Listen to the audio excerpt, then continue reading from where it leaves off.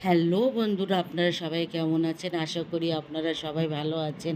বন্ধুরা, আজ আমি দেখাবো খাসির মাংস রান্না করা। দেখুন, আমি এখানে 1.5 কিলো খাসির মাংস চর্বি সহ নিয়েছি। এখানে চর্বিও আছে আর খাসির মাংসের পিসগুলো দেখুন বন্ধুরা, আমি এইভাবে পিসগুলো করে নিয়েছি দেখুন। আর চর্বিগুলো আমি একটু আলাদা করে নেব। আমি চর্বিটা একসঙ্গে দেব না, চর্বিটা দেব একটু পরেই দেব। দেখাবো আমি কিভাবে রান্নাটা করি বন্ধুরা, তোমরাও এভাবে একবার রান্না করে দেখো, দারুণ লাগবে। আর আমাকে কমেন্ট করে বলবে কেমন লেগেছে।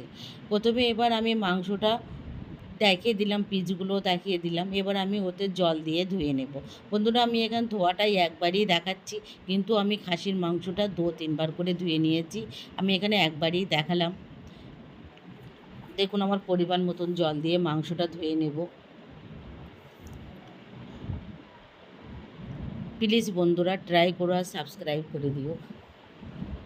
দেখুন, আমার ধোয়াও হয়ে গেছে মাংসটা। এবার আমি একটা মশলার পেস্ট তৈরি করব। তো ওর জন্য আমি এখানে 3টে মিডিয়াম সাইজের পেঁয়াজ কুচি নিয়েছি। এই দেখুন, পেঁয়াজটা আমি এইভাবে কেটে নিয়েছি। আর একটা টমেটো নিয়েছি, আর 4-5টা কাঁচা লঙ্কা, আর খানিকটা ধনেপাতা। ধনেপাতা দিয়ে আমি পেস্টটা এবার তৈরি করে নেব। দেখুন, পেস্টটা এইভাবেই হবে।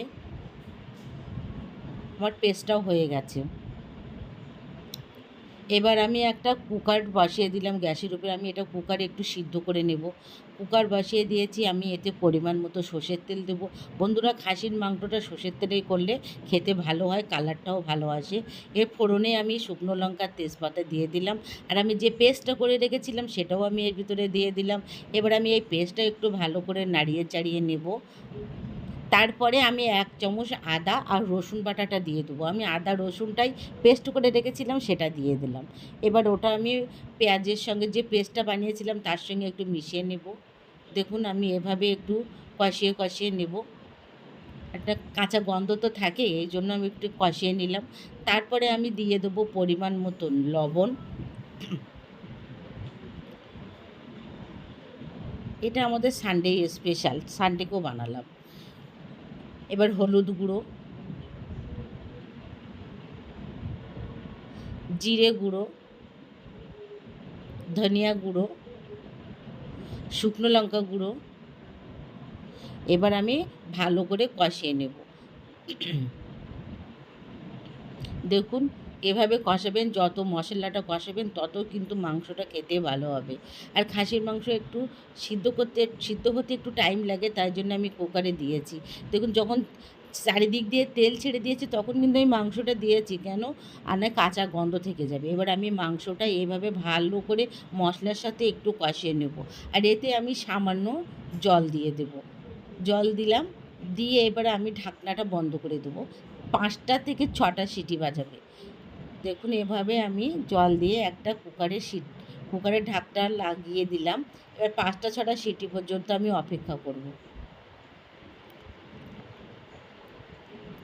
এবার আমি ওদিকে আমি যে চর্বিটা রেখেছিলাম সেটা এবার দেখো আমি কী করি। প্রথমে একটা পাত্র বসিয়ে দিলাম, তাতে পরিমাণ মতো সর্ষের তেল দিয়ে দেব।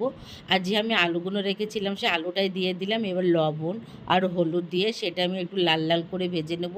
দেখুন, আমার আলুটাও ভাজা হচ্ছে, আর আমি যে চর্বিগুলো রেখেছিলাম সে চর্বিগুলো আমি ওর ভিতরে দিয়ে দেব। এবার চর্বিটাও আমি একটু কষিয়ে নেব ওর সঙ্গে, কারণ কুকারের ভিতরে দিলে চর্বিটা পুরো গলে যায় আর মাংসের উপরে ভাসতে থাকে, এই জন্য আমি ওর ভিতরে চর্বিগুলো দিইনি।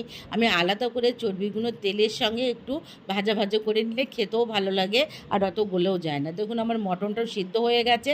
এবার মটনটা আমি ওর মধ্যে দিয়ে দিলাম, দিয়ে একটু নাড়িয়ে নিলাম। আর আমি যে কুকার ধুয়ে একটুখানি জলও দিয়ে দেব। দেখুন, আমি একটু কুকার ধুয়ে জলও দিয়ে দিয়েছি। এবার ওতে পরিমাণ মতো গরম মশলা দিয়ে দেব, দিয়ে আমি একটা ঢাকনা লাগিয়ে দেব। প্লিজ বন্ধুরা, এভাবে একবার বানিয়ে খেয়ে দেখুন, খুব ভালো লাগবে।